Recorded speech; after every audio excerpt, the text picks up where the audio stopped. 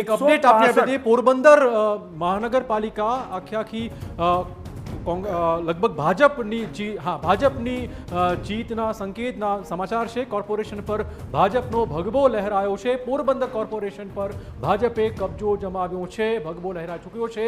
પોરબંદરમાંથી આ મોટા સમાચાર। કોર્પોરેશન પર ભાજપનો ભગવો લહેરાઈ ચૂક્યો છે। અહીંયા પણ ચોક્કસ રસાકસી હતી તો પોરબંદર કોર્પોરેશન પર ભાજપનો ભગવો ચોક્કસ એક નવા સંકેત આપે છે। આપણે કહી દઈએ કે અહીંયા પણ ભાજપના દિગ્ગજ નેતાઓએ ખાસી મહેનત કરી હતી અને અનેક મુદ્દા અહીંયા દારૂબંધી વાળો મુદ્દો પણ ચોક્કસ ચર્ચામાં આવ્યો હતો, પરંતુ હાલમાં પોરબંદર કોર્પોરેશન પર ભાજપનો ભગવો લહેરાયો। આ એક સારા સમાચાર છે બીજેપી માટે। પોરબંદર કોર્પોરેશન પર ભાજપનો ભગવો લહેરાઈ ચૂક્યો છે। ભાજપના તમામ ઉમેદવારો અહીંયા જીત મેળવી રહ્યા છે અને વિપક્ષને ખાસી મોટી હારનો સામનો અહીંયાથી કરવો પડી રહ્યો છે। પોરબંદરમાં કોર્પોરેશન પર ભાજપનો ભગવો લહેરાશે।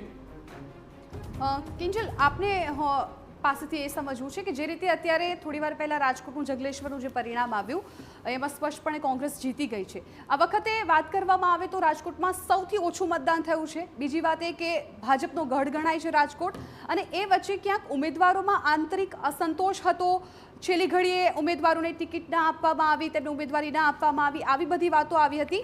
એ વચ્ચે જંગલેશ્વરનું જે પરિણામ આવ્યું છે ક્યાંક જનતાએ ભાજપ પર જ બુલડોઝર ફેરવી દીધું। એટલે તમે વિચાર કરો કે જે આખી રાજકોટ કોંગ્રેસનો ગઢ કહેવાય છે ત્યાં જંગલેશ્વરમાંથી આ પરિણામ આવવું એટલે ભાજપ માટે ક્યાંક થોડું મુશ્કેલ બની શકે, કેમ કે હજુ પણ પરિણામ આવવાના બાકી છે। દેખો, સ્વાભાવિક છે કે 100% જે પરિણામ છે એ કોઈ પણ પાર્ટીના પક્ષમાં નથી હોતા। અને ફરી એક વખતે જ્યારે સ્થાનિક સ્વરાજની ચૂંટણી આપણે કેમ સત્તાની સેમીફાઇનલ કહીએ છીએ, કેમ કે સ્થાનિક સ્વરાજની ચૂંટણીની અંદર ભલે ભાજપ એવું કહે કે કમળ જ ઉમેદવાર છે, કે ભલે કોંગ્રેસ એવું કહે કે પંજો જ ઉમેદવાર છે, કે ભલે આમ આદમી પાર્ટી એવું કહે કે ઝાડુ જ ઉમેદવાર છે, પરંતુ સ્થાનિક મુદ્દાઓ, સ્થાનિક પ્રશ્નો અને સ્થાનિક ચહેરાઓનો એક માહોલ રહેતો હોય છે। જો રાજકોટની વાત કરવામાં આવે તો સૌરાષ્ટ્રનું એન્ટ્રી પોઈન્ટ અથવા તો કહી શકાય કે જો ગુજરાતની અંદર સત્તાનું એક કેન્દ્ર બિંદુ છે એ સૌરાષ્ટ્ર અને રાજકોટ છે।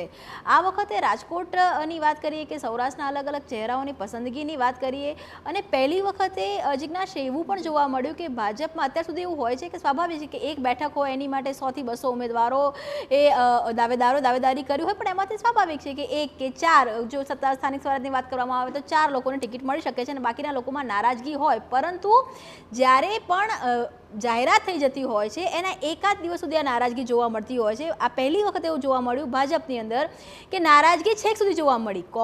છેક જ્યાં સુધી એટલે કહી શકાય કે વોટિંગના દિવસ સુધી એક પ્રકારની નારાજગી હતી જોવા મળી, નેતાઓના નિવેદનોમાં, કાર્યકર્તાઓના એક્શનમાં। અમદાવાદની વાત કરું તો અનેક વોર્ડ એવા છે કે જ્યાં એક સ્થાનિક સ્વરાજની ચૂંટણીમાં ભાજપ હોય કે કોંગ્રેસ હોય એ જે લોકો કેમ્પેન તો કરતા જ હોય છે, પણ તેની સાથે એ જે વોટરની એક ચીટ હોય છે કે દરેક મતદારે ક્યાં જઈને મતદાન કરવાનું હોય છે, અને લગભગ જો ભાજપની વાત કરવામાં આવે તો ભાજપની એ વોર્ડની બૂથ પ્રમુખની વ્યવસ્થાના ભાગરૂપે હોય છે કે એણે કોઈ પણ મતદાન ચાહે ક્યાંય પણ કરે પણ એના ઘર સુધી જઈ અને એણે એ ચીટ છે પહોંચાડવાની હોય છે। આ વખતે અમદાવાદમાં પૂર્વ અને પશ્ચિમમાં એવું જોવા મળ્યું કે 60% ઘરોની અંદર ભાજપ આ વ્યવસ્થા સુધી પહોંચી ના શક્યું। એ ચાહે તમે યંગ જનરેશનની વાત કરો, ચાહે એને ટેકન ફોર ગ્રાન્ટેડની વાત કરો, ચાહે ઉમેદવારોના પસંદગીની વાત કરો, ચાહે સ્થાનિક મુદ્દાની વાત કરો, અથવા તો ડેમેજ કંટ્રોલ તરીકે ટ્રબલ શૂટર।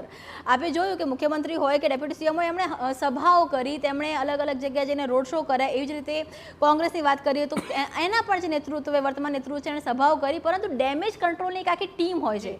ભાજપની અંદર અનેક જગ્યા પર હતું કે ડેમેજ કંટ્રોલ માટેનું લેકિંગ હતું અને એ ભાજપનું નેતૃત્વ આંતરિક રીતે સ્વીકારે છે। અને જંગલેશ્વર એક ઉદાહરણ છે। અટકાવવા માંગીશ, પોરબંદરથી સમાચાર મળી રહ્યા છે મનપા પર ભાજપનો ભગવો લહેરાયો છે, એટલે પોરબંદરમાં ભાજપનો દબદબો જોવા મળ્યો છે, મહાનગરપાલિકા પર ભાજપનો ભગવો લહેરાતો જોવા મળી રહ્યો છે।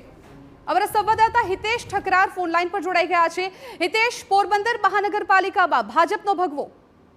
ચોક્કસથી જણાવી દઉં કે પોરબંદર મહાનગરપાલિકાના 13 વોર્ડમાં કુલ 52 બેઠકો છે, તેમાંથી 11 બેઠકો છે તે ભાજપને બિનહરીફ મળી હતી, અને ત્યારબાદ અત્યારે અલગ અલગ વોર્ડો એટલે 1, 5 અને 9 અને 6 નંબરમાં પેનલ બીજેપી જીતી રહ્યું છે। એટલે જરૂરી 27 બેઠકોની જરૂર હતી, તે તમામ બેઠકો કબજે લઈ લીધી છે અને હાલ ભાજપ શાસિત નગરપાલિકા બની રહી છે।